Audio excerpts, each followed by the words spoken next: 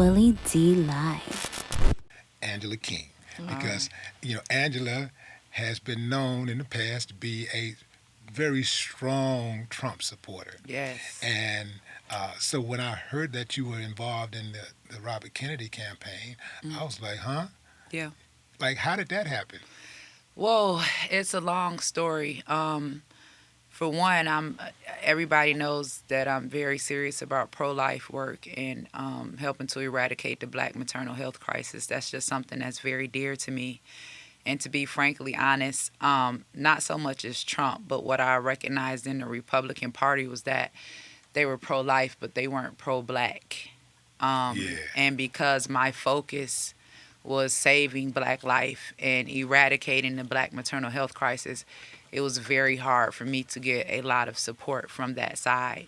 I had put out an invite for President Trump to stop by our pregnancy home in the west end of Atlanta. And I was told by his senior advisor, who is Black just like us, that I can't expect him to come sit on the sofa. And my feelings were hurt because I had run with these people and You rolled we for were him. I, You was I did, riding. but he did a lot for me too. Yeah. Well, he If we're pardoned going to you. be honest, he gave me a That full was big. unconditional pardon. But not only that, I ran for office too. He endorsed my campaign. He made it illegal for them to chain women to the bed because of my personal story.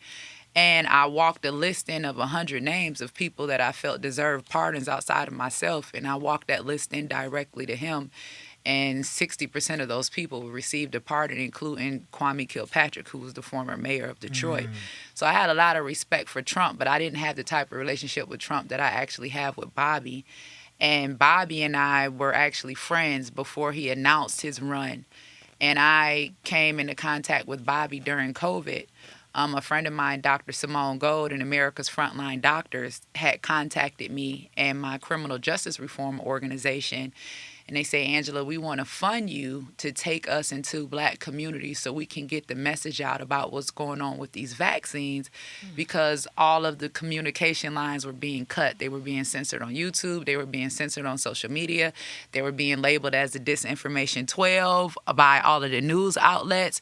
And medical apartheid had always been my thing. I knew that there had always been a specific target and attack on Black life when it just is what it is. If it's AIDS, if it's COVID, if it's abortion, if it's mass incarceration, for some reason it always disproportionately impacts our community.